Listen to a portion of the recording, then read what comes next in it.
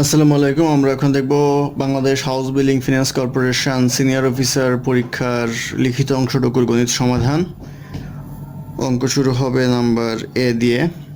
প্রথম অঙ্কটা ছিল a boat running upstream taking 8 hours 48 minutes to cover a certain distance while it takes 4 hours to cover the same distance running downstream. What is the ratio between the speed of the boat and the speed of the water current respectively? অর্থাৎ স্রোতের প্রতিকূলে একটা নৌকা 8 ঘন্টা 48 মিনিটে একটা নির্দিষ্ট দূরত্ব যায় এবং সেই একই দূরত্ব স্রোতের অনুকূলে 4 ঘন্টায় যায়। তো এখানে জিজ্ঞাসা করা হয়েছে যে নৌকার গতিবেগ এবং স্রোতের গতিবেগের অনুপাত কত। তো আমরা ধরে নেই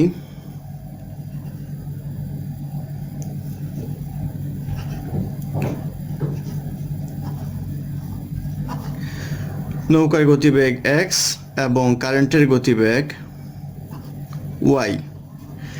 যদি নৌকার গতিবেগ x হয় এবং কারেন্টের গতিবেগ y হয়, তাহলে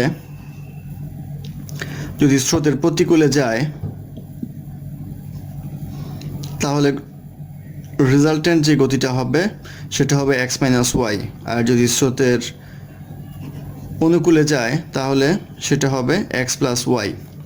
তো এখন আমাদের বলেছে সময়টা, অর্থাৎ স্রোতের প্রতিকূলে যখন গেল তখন সময় লেগেছিল 8 ঘন্টা 48 মিনিট। তো 48 মিনিটকে আমরা দশমিকে নিয়ে যাব। দশমিক 48 এখানে হবে না, কারণ 60 মিনিটে 1 ঘন্টা। সেই ক্ষেত্রে 48কে 60 দ্বারা ভাগ করতে হবে, তারপরে যা আসে তো এটা আসে 0.8, অর্থাৎ 8.8 আওয়ার আমরা লিখতে পারবো এটাকে। আর বলা আছে স্রোতের অনুকূলে যদি যায় তাহলে সময় লাগে 4 আওয়ার। তাহলে ডিস্টেন্স কত হবে? ডিস্টেন্স যদি আমরা এই গতিবেগ ইন্টু সময়, তাহলে আমরা লিখতে পারি x - y, এটা হচ্ছে গতিবেগ, সময় হচ্ছে 8.8 আওয়ার, ইকুয়াল টু হবে আমাদের 4 আওয়ার করে x + y। এটা যদি আমরা ক্যালকুলেট করি তাহলে পাবো 8.8x - 8.8y equal to 4x + 4y, বা এটা ক্যালকুলেশন করলে পাবো 4.8x ইকুয়াল টু 12.8y। আমাদের জানতে চাওয়া হচ্ছে অনুপাত, সেই ক্ষেত্রে x/y ইকুয়াল টু 12.8/4.8। এটা কাটাকাটি করলে পাওয়া যাবে 8/3, অর্থাৎ x/y ইকুয়াল টু পাওয়া যাবে 8:3, অর্থাৎ নৌকার গতিবেগ এবং স্রোতের গতিবেগের অনুপাত হচ্ছে 8:3। এটাই হবে ইকুয়েশনের আনসার। তারপর অঙ্ক নাম্বার বিতে এসেছিল একটা প্রবাবিলিটির অঙ্ক। 3 coins are tossed at random. Show the sample space and find the probability of getting 1 head, 2 tails, 1 tail and 2 heads. অর্থাৎ এখানে বলা আছে 3টা টস একসাথে নিক্ষেপ করা হলো, অর্থাৎ 3টা মুদ্রা একসাথে নিক্ষেপ করা হলো। তো তার স্যাম্পল স্পেসগুলো লিখতে বলা হয়েছে এবং 3টে অঙ্ক দেওয়া আছে, সেই 3টে অঙ্কের প্রবাবিলিটি বের করতে বলা হয়েছে, অর্থাৎ 3টা ঘটনা দেওয়া আছে এখানে, তার প্রবাবিলিটি বের করতে বলা হয়েছে। তো প্রথমে আমরা 3 কয়েন টস করলে কি কি আসতে পারে সেটা আমরা লিখে ফেলবো। 3 কয়েন যদি টস করি তাহলে আসতে পারে আমাদের হেড, অর্থাৎ প্রথম কয়েনে হেড, দ্বিতীয়টাতে হেড, তৃতীয়টাতেও হেড, এমন আসতে পারে। আবার আসতে পারে হেড টেল, আবার আসতে পারে হেড টেল হেড, আবার আসতে পারে টেল হেড, তারপর আসতে পারে হেড টেল, তারপর আসতে পারে টেল হেড টেল, তারপর আসতে পারে টেল হেড, তারপর আসতে পারে টেল। অর্থাৎ এখানে 1 2 3 4 5 6 7 8টা ভাবে আসতে পারে, অর্থাৎ 8টা ঘটনা ঘটতে পারে এখানে। তাহলে এটা হয়ে গেল আমাদের স্যাম্পল স্পেস। এখন আমাদের প্রথম অঙ্ক যেটা বলা হয়েছে সেটা হচ্ছে 1 head and 2 tail। 1 head এবং 2 tail কোনগুলোর মধ্যে আছে সেগুলি আমাদের এখানে বাছাই করতে হবে। 1 হেড এবং 2 টেল আছে আমাদের এইটার মধ্যে, 1 হেড 2 টেল এবং 1 হেড 2 টেল, এই তিনটার মধ্যে আছে 1 হেড 2 টেল।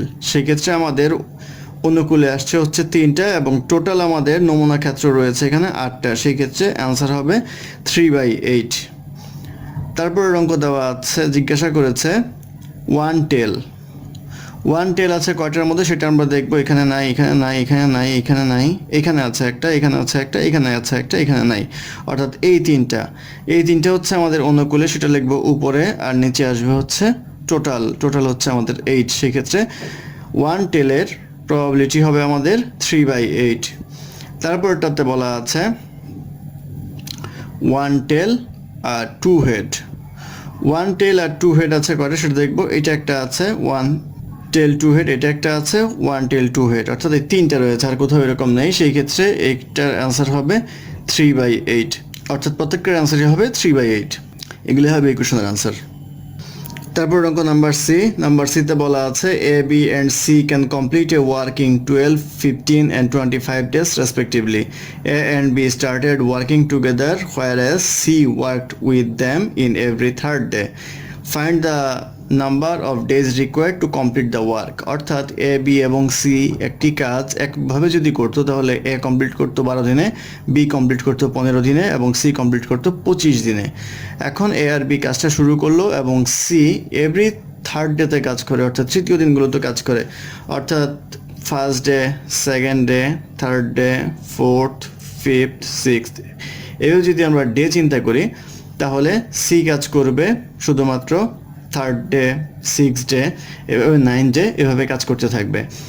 আর 1 নাম্বার ডেতে এ কাজ করবে, বি কাজ করবে, 2 নাম্বার ডেতে এ কাজ করবে, বি কাজ করবে, 3 নাম্বার ডেতেও এ কাজ করবে, বি কাজ করবে, 4 নাম্বার ডেতে আবার শুধুমাত্র এ আর বি কাজ করবে, 5 নাম্বার ডেতে এ আর বি কাজ করবে, 6 নাম্বার ডেতে সির সাথে এ আর বিও কাজ করবে। এইভাবে আর কি কম্বিনেশনটা। তারপর 7 নাম্বার ডে যদি আমরা লিখতাম তাহলে এ আর বি কাজ করতো, এইভাবে যাবে। তো আমাদের জানতে চাওয়া হয়েছে যে এই কাজটা শেষ করতে মোট কতদিন সময় লাগবে। তো আমরা যদি সেভাবে ক্যালকুলেশন চিন্তা করি তাহলে আমরা প্রথমে দেখব যে এ কাজটা করতে সময় লাগে হচ্ছে 12 দিন, বি এর কাজটা করতে সময় লাগছে হচ্ছে 15 দিন, আর সি এর কাজটা করতে সময় লাগছে 25 দিন। একা যদি কাজটা করে তাহলে একদিনে কতটুকু করতে পারবে? একদিনে করতে পারবে 1/12 অংশ কাজ, বি একদিনে করতে পারবে 1/15 অংশ কাজ, এবং সি একদিনে করতে পারবে 1/25 অংশ কাজ। এখন আমরা একটা গ্রুপ করে নেই, সেটা হচ্ছে 1 2 3। এটা মনে মনে আপনাদের করতে হবে, কারণ এটা বুঝেই করতে হবে। 1 2 3 দিয়ে একটা গ্রুপ করে নিব, কারণ সিকে এখানে পাওয়া যাচ্ছে একবার, আবার 4 5 6 একটা গ্রুপ হলে সিকে পাওয়া যাবে। তো আমরা দেখব এই প্রথম 3 দিনে তাদের টোটাল কাজ কতটুকু হয়। তো প্রথম 3 দিনে যদি আমরা দেখি, ফার্স্ট 3 ডেজ, 3 ডেজের মধ্যে এ কাজ করবে 3 দিনই কাজ করবে, সেই ক্ষেত্রে 1/12 ইন্টু 3। বি কাজ করবে 3 দিনই, 1/15 ইন্টু 3, আর সি কাজ করবে একদিন, 1/25। তো এটা যদি আমরা হিসাব করি তাহলে পাবো 49/100 এই অংশ কাজ হবে। এখন প্রথম 3 দিনের কাজের অবস্থা এই, সেই ক্ষেত্রে সেই সমপরিমাণ কাজ করলেও সম্পূর্ণ কাজ হবে না, সেই ক্ষেত্রে আরও 3 দিন কাজ করতে পারে। তাহলে আরও 3 ডেজ যদি কাজ করে তাহলে কাজ করবে এই 49/100 কাজ করে প্রথম 3 দিনে, আর 49/100 করে দ্বিতীয় 3 দিনে। তাহলে এটা আসবে আমাদের 98/100, অর্থাৎ 98/100 পরিমাণ কাজ এখানে কমপ্লিট হলো। তাহলে ইনকমপ্লিট অবস্থায় কতটুকু থাকবে? 1 - 98/100 ইকুয়াল টু 2/100 পরিমাণ কাজ বাকি থাকবে। 2/100 মানে হচ্ছে 1/50, যাই হোক এভাবেই থাকলেও সমস্যা নেই। এখন আমাদের যাব হচ্ছে প্রথম 3 দিন 6 দিন শেষ, সপ্তম দিনে আমাদের কাজ করবে শুধুমাত্র এ আর বি। সেই ক্ষেত্রে আমরা এ আর বির ক্যালকুলেশনটুকু নিব। এ আর বি যদি একদিন কাজ করে তাহলে কাজ করতে পারে 1/12 প্লাস 1/15 অংশ ইকুয়াল টু 3/20। এই 3/20 অংশ কাজ করতে পারে একদিনে। তাহলে আমরা দেখব এখানে যে বাকি 2/100 পরিমাণ কাজ করতে কত সময় লাগবে। তো 3/20 কাজ করে একদিনে, তাহলে সম্পূর্ণ কাজ করতে তাদের সময় লাগবে 20/3, আর 2/100 পরিমাণ কাজ করতে সময় লাগবে তাদের ইন্টু 2/100। এটা কাটাকাটি করলে পাওয়া যাবে 2/15 days। তাহলে আমাদের আনসার লেখার সময় কি লিখতে হবে, সেটা হচ্ছে প্রথম 3 দিন, দ্বিতীয় 3 দিন, অর্থাৎ 3 + 3 প্লাস এই 2/15 days, অর্থাৎ 6 2/15 days সময় লাগবে এই কাজটি সম্পূর্ণ করতে। এটাই হবে এই কোশ্চেনের আনসার। তারপর অঙ্ক নাম্বার ডি। নাম্বার ডিতে বলা আছে the price of A shirt and a pant together is টাকা 1300 if the price of the shirt increased by 5% and that of the pant by 10%. It cost টাকা 1405 to buy those two things. Find the respective price of a shirt and a pant. অর্থাৎ shirt এবং প্যান্টের দাম একত্রে ছিল 1300 টাকা, এখন শার্টের দাম 5% বাড়লো এবং প্যান্টের দাম 10% বাড়লো, তাহলে টোটাল কস্ট হচ্ছে তাদের 1405 টাকা। তাহলে শার্ট এবং প্যান্টের ইন্ডিভিজুয়াল দাম কত? ধরি আমরা শার্টের প্রাইস হচ্ছে x টাকা আর প্যান্টের প্রাইস হচ্ছে y টাকা। তাহলে শার্ট আর প্যান্ট একত্রে প্রাইস হবে x + y = প্রশ্নে দেওয়া আছে 1300 টাকা। এখন যদি শার্টের দাম 5% বৃদ্ধি পায়, তাহলে আগে যদি x হতো তাহলে এখন হবে 1.05x, আর প্যান্টের দাম 10% বৃদ্ধি পায়, আগে যদি x হতো তাহলে এখন হবে 1.1x, তাহলে প্রাইসটাও বেড়ে দাঁড়াবে 1405 টাকা। তাহলে এই দুইটা ইকুয়েশন যদি সলিউশন করি তাহলে আমাদের x এর মান বের হয়ে আসবে। তো দুইটা ইকুয়েশন সলিউশন করার জন্য আমরা ইজি ওয়েতে যেটা করব, প্রথম ইকুয়েশনকে আমরা 1.1 দ্বারা গুণ করে দিব।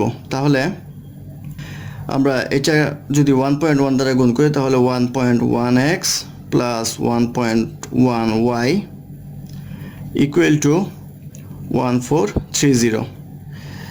এই গুণ করে দেওয়ার পর এটা প্রথম সমীকরণ, আর এটা তো আগেই দ্বিতীয় সমীকরণ ছিল। এখন প্রথম সমীকরণ থেকে দ্বিতীয় সমীকরণ যদি আমরা বিয়োগ করি তাহলে আমরা পাবো 0.05x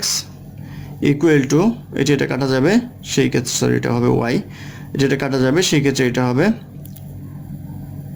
25, বা x আসবে আমাদের 25/0.05 আসবে 500 টাকা, অর্থাৎ 500 টাকা হচ্ছে আমাদের শার্টের দাম। তাহলে প্যান্টের দাম হবে, এই ইকুয়েশনে যদি আমরা বসাই, y = 1300 minus x = 1300 minus 500 = 800 টাকা, অর্থাৎ x এর দাম আসছে আমাদের 500 এবং y এর দাম আসছে আমাদের 800, অর্থাৎ শার্টের দাম হচ্ছে 500 টাকা, প্যান্টের দাম হচ্ছে 800 টাকা। এটাই হবে ইকুয়েশনের আনসার।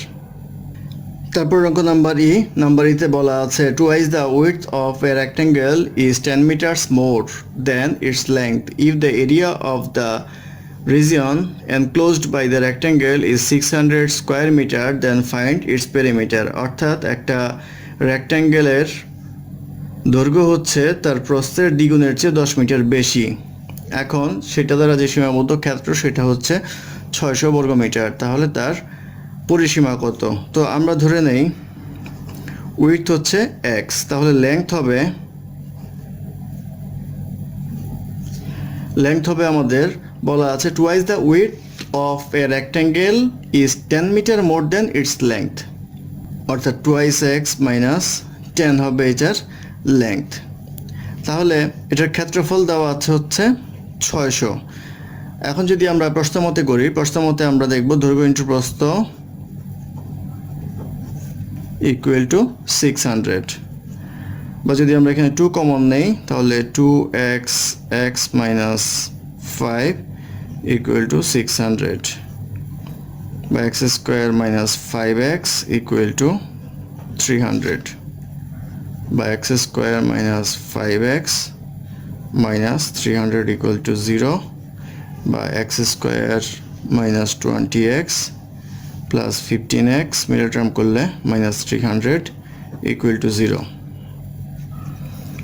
বা যদি আমরা x কমন নিই তাহলে x - 20 plus 15 কমন নিলে x minus 20 equal to 0 বা x minus 20 x plus 15 equal to 0 অতএব এখানে লেখা যায় x minus 20 equal to 0 তাহলে x equal to আসবে 20 আবার লেখা যায় x plus 15 equal to 0 বা x equal to minus 15 এটা গ্রহণযোগ্য নয় এই মানটা ঋণাত্মক হতে পারে না সেই ক্ষেত্রে x equal to 20 এটা হচ্ছে আমাদের উইডথ তাহলে লেংথ কত হবে আমাদের লেংথ হবে আমাদের twice x minus 10 তাহলে 2 into 20 minus 10 equal to 40 minus 10 equal to হবে 30 আমাদের জানতে চেয়েছে পেরিমিটার কত পেরিমিটার হবে আমাদের 2 into x plus y তাহলে 2 into x হচ্ছে আমাদের 20 y হচ্ছে 30 equal to 2 into 50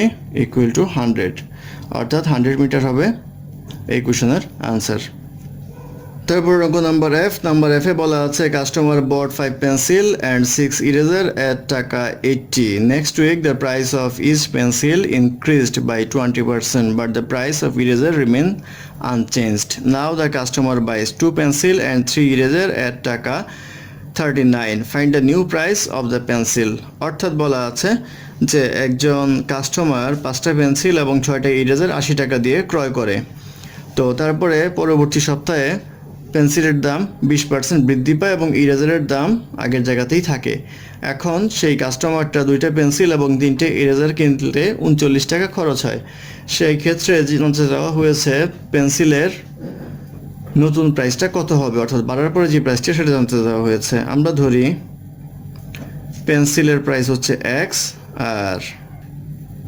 ইরেজারের প্রাইস হচ্ছে y তাহলে 5টা পেন্সিল এবং 6টা ইরেজার যদি কিনে তাহলে 5x plus 6y equal to হবে আমাদের 80 টাকা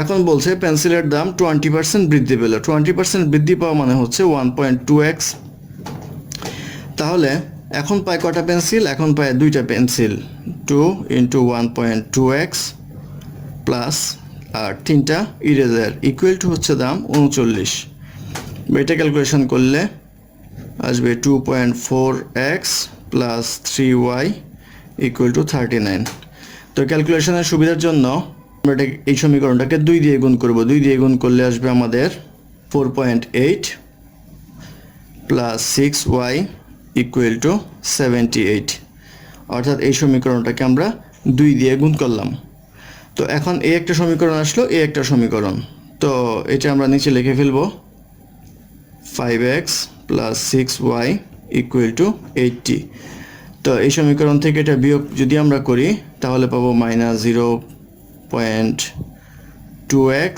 equal to -2 বা x equal to আসবে হচ্ছে -2 divided by -0.2 equal to 10 অর্থাৎ x এর ভ্যালু আসলো 10 আমাদের বলেছে নিউ প্রাইস কত নিউ প্রাইস হচ্ছে এই 1.2x তাহলে 1.2x equal to 1.2 into 10 equal to 12 টাকা অর্থাৎ এই 12 টাকা হবে এই কোশ্চেনের আনসার অর্থাৎ নতুন যে দাম হয়েছে পেন্সিলের সেই পেন্সিলের দাম হচ্ছে 12 টাকা এটাই হবে এই কোশ্চেনের আনসার ধন্যবাদ আপনাদের সাথে থাকার জন্য আমাদের চ্যানেলটি ভালো লাগলে অবশ্যই সাবস্ক্রাইব করবেন এবং বন্ধুদের মধ্যে অবশ্যই শেয়ার করবেন এবং অঙ্কে কোনো বুঝতে সমস্যা হলে বা অঙ্কে কোনো সমস্যা থাকলে অবশ্যই আমাদের কমেন্ট বক্সে জানাবেন আমরা চেষ্টা করব তার দ্রুত সমাধান দেওয়ার জন্য ধন্যবাদ